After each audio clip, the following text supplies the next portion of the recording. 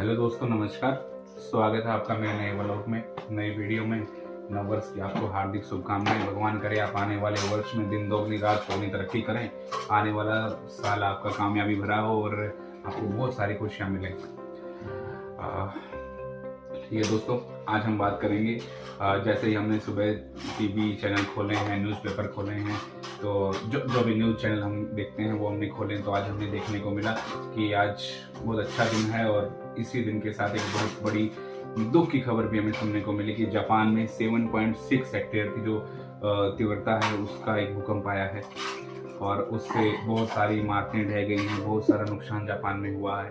और हमने देखा कि बहुत सारी जान माल का खतरा भी वहाँ पे था और सुनामी की भी आशंका जापान में दिखाई गई है। और उसी के साथ साथ जब मैं देख रहा था तो मैंने नोटिस किया कि जापान में ये 1885 के बाद कोई ऐसा भूकंप है जो इतना तीव्रता के साथ आया है और ये मध्य जापान में आया है। और इसकी जो चेतावनी है वो पहले दे दी गई थी, लेकिन फिर भी आपको पता ही है कि इसके नुकसान बहुत ज्यादा हुए हैं। इसमें बताया गया है कि इशिकावा प्रांत है कोई जापान में, और उसके अंदर कोई वाजिमा सिटी अग्निशमन विभाग है, जिसको लगभग 30 इमारतें ढहने की आज सुबह खबर मिली थी। और उसके साथ साथ जो दूसरी हेडलाइन है उसमें है जापान मौसम विज्ञान एजेंसी है GMA करके, और सोमवार को यानी उन्होंने आज बोला कि मध्य जापान में आने वाले सप्ताह में और भी तीव्र भूकंप आने की संभावना है। यानी आज जो भूकंप आया है उसके साथ साथ और भी तीव्र भूकंप आ सकते हैं, ऐसी संभावना है। और जापान के सरकारी जो प्रवक्ता हयाशी योशिमासा ने मीडिया को बताया कि बहुत सारे घर क्षतिग्रस्त हो गए हैं और बचाव कार्य में मदद के लिए सेना की टुकड़ियां भेज दी गई हैं और अभी वो नुकसान की सीमा का आकलन कर रहे हैं। और GMA के अनुसार जो ये भूकंप है 1885 के बाद 7.6 हेक्टेयर का, ये 1885 के बाद पहला कोई भूकंप आया है।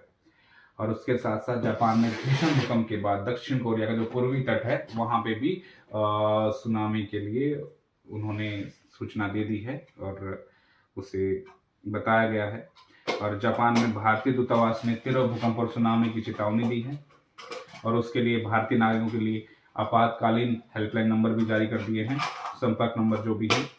और जापान मौसम विज्ञान GMA ने बताया है कि भूकंप से प्रभावित क्षेत्रों में आग और भूस्खलन का खतरा बढ़ गया है। इसी के साथ साथ 11 मार्च 2011 के बाद यह पहली बार इतनी बड़ी सुनामी की आई है और जिसकी चेतावनी उन्होंने दी है। और जापान ने इशिकावा और टोयामा प्रांतों के लिए एक और भूकंप की चेतावनी जारी कर दी गई है। इसके साथ साथ उन्होंने बताया जापान में आए भीषण भूकंप के बाद दक्षिण कोरिया के पूर्वी गेंगवॉन प्रांत ने तट के पास के निवासियों को ऊंचे स्थानों पर चले जाने की चेतावनी दी है।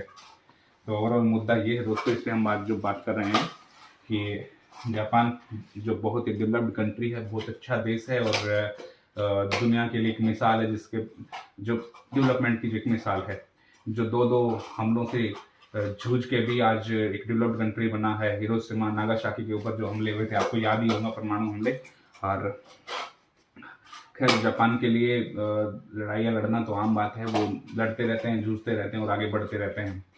बट इसी के साथ साथ हमारी सभी मैं आप लोगों से अपील करता हूँ कि दुआएं कीजिए आने वाले टाइम के लिए, जापान के लिए अच्छा रहे और वो इन सब चीज़ों से उबर कर दोबारा से अपना जीवन यापन शुरू करें। और आप सब लोगों से रिक्वेस्ट है कि जो भी हेल्प आप कर सकते हैं, जिस तरह से भी आप उनकी हेल्प कर सकते हैं, उसके लिए आप आगे बढ़कर आगे आइए। और मैं अपने सभी भारतीय भाई बहनों से रिक्वेस्ट करूँगा कि जिनके भी जापान में कोई जानने वाले हैं, जान पहचान वाले हैं, उनसे संपर्क कीजिए और उनसे जायजा लेते रहिए और हमें बताइए और कमेंट डाल के हमें बताइए कि वहाँ एग्जैक्ट सिचुएशन क्या है, क्योंकि कई बार कई चीज़ें होती हैं जो प्रैक्टिकली अलग होती हैं, न्यूज़ में अलग दिखाई जाती हैं। और दूसरी चीज़ ये है कि जापान के लिए हम दुआ करते हैं और तहे दिल से उनके साथ खड़े हैं और पूरा सपोर्ट